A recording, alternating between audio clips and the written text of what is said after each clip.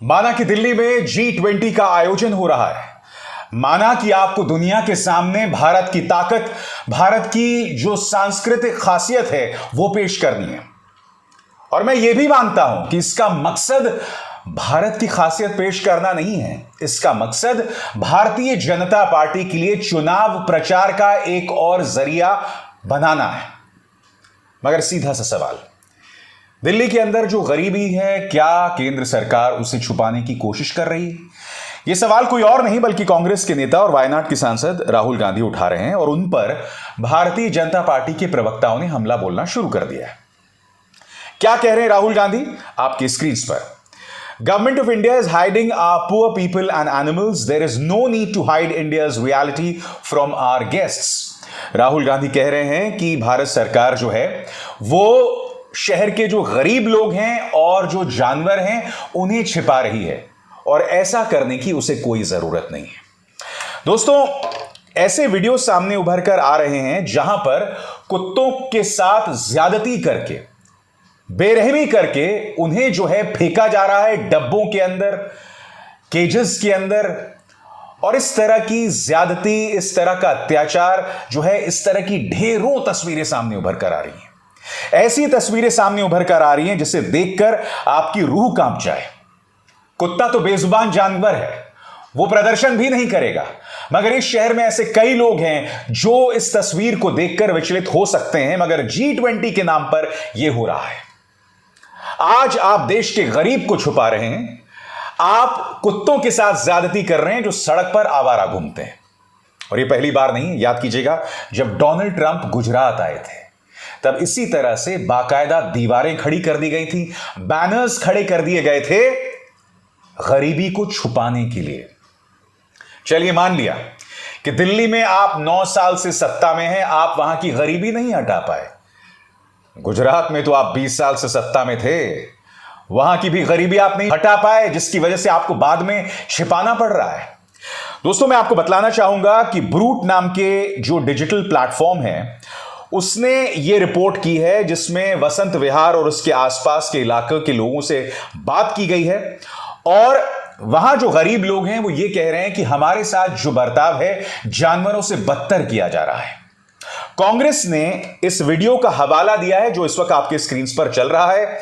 और कांग्रेस की प्रवक्ता सुप्रिया श्रीनेत क्या कह रही हैं, मैं आपको पढ़ के सुनाना चाहता हूं। दिल्ली की रहने वाली रानी पूछ रही है, सरकार हमें कीड़ा मकोड़ा समझती है, हम इंसान नहीं है क्या?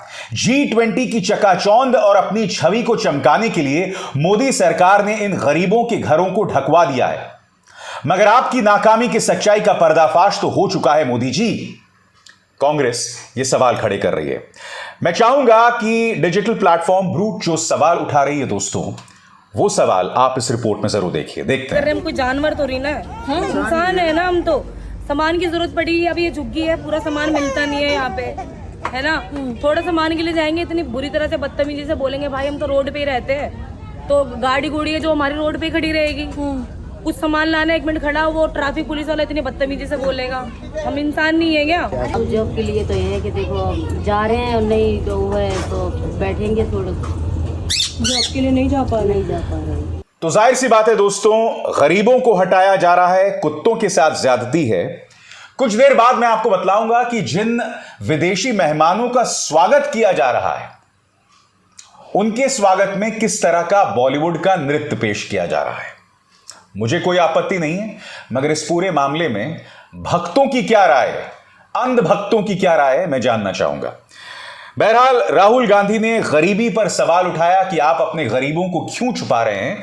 तो भाजपा के विवादास्पद प्रवक्ता जो अक्सर अनर्गल बातें करते हुए पकड़े जाते हैं, मिस्टर पलटू राम गौरव भाटिया क्या कह रहे हैं आपकी स्क्रीन पर। विश्व में चर्चा भारत के जलवे की भी है और तुम्हारी गद्दारी की भी।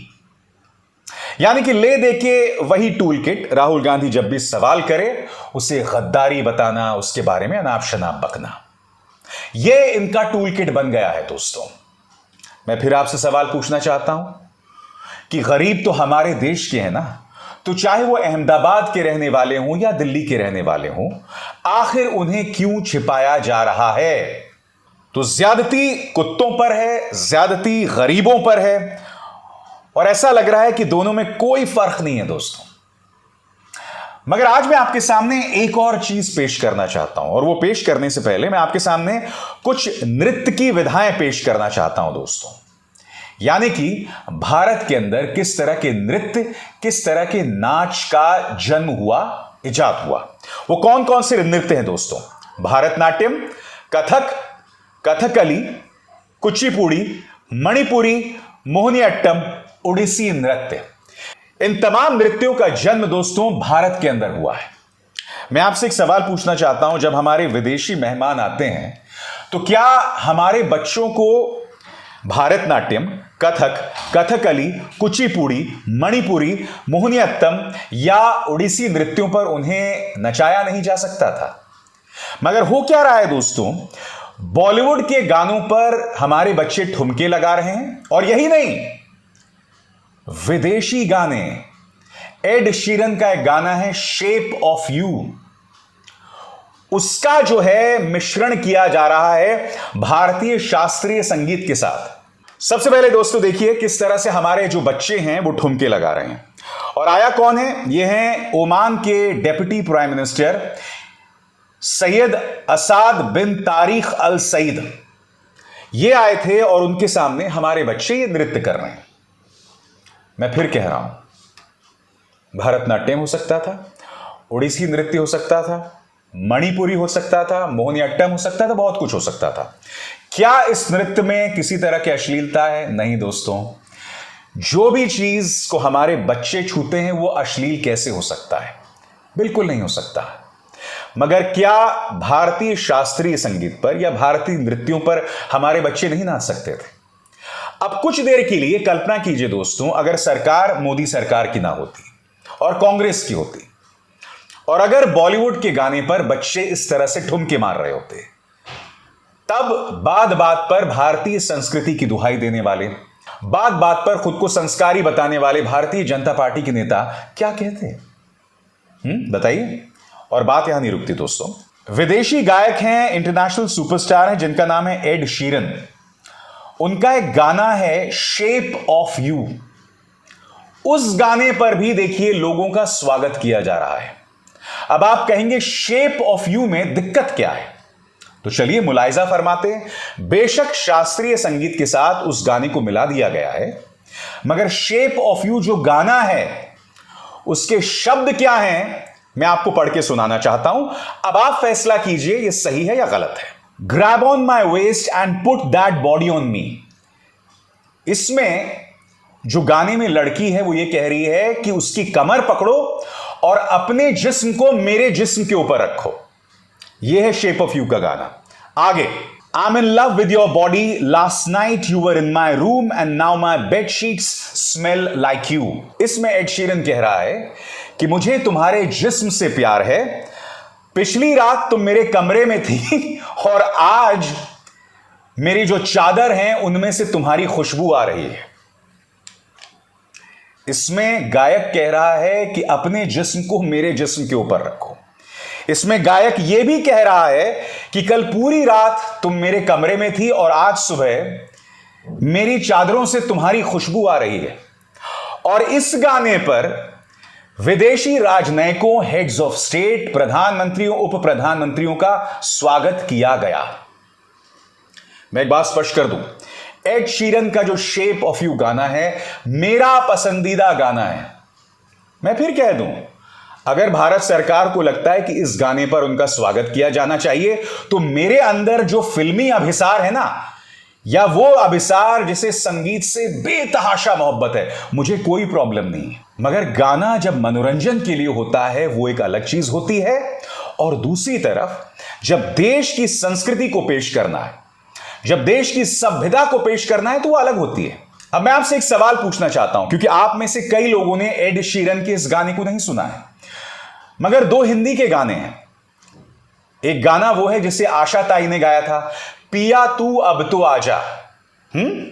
या फिर एक और गाना है, हुस्न के लाखों रंग, ये बताओ कौन सा अंग देखोगे। कल्पना कीजिए अगर इस गाने पर स्वागत किया जाता तो आपको कैसा लगता। एड शीरन का गाना भी लगभग वही है। मैं स्पष्ट कर दूं, मेरा पसंदीदा गाना है एड शीरन का शेप ऑफ यू। मुझे बहुत मजा आया सुनकर। मगर जो पॉलिटिकल पार्टी बार बार संस्कार की दुहाई देती है, उसके दोहरे मापदंड यहां पर उभर कर आते हैं।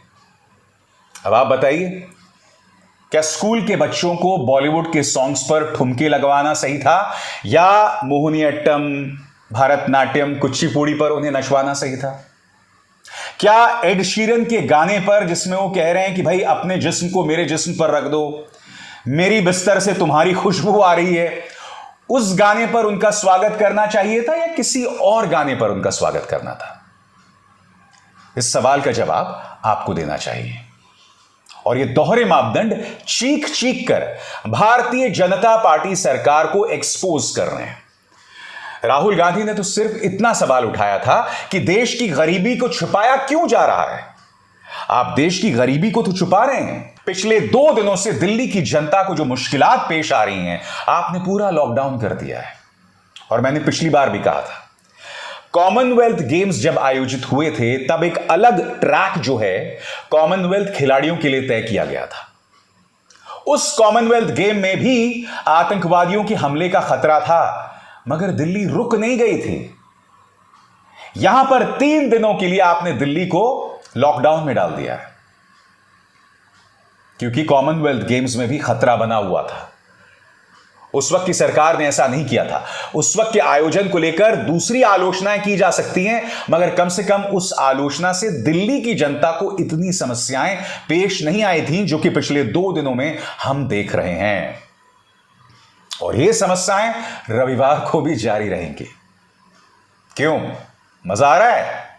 बताइए बताइए, मजा आ रहा है कि नहीं आ रहा है? अभिसार शर्मा को दीजिए इजाजत। नमस्कार। स्वतंत्र और आजाद पत्रकारिता का समर्थन कीजिए, सच में मेरा साथी बनिए। बहुत आसान है दोस्तों, इस ज्वाइन बटन को दबाइए और आपके सामने आएंगे ये 3 विकल्प, इनमें से एक चुनिए और सच के इस सफर में मेरा साथी बनिए।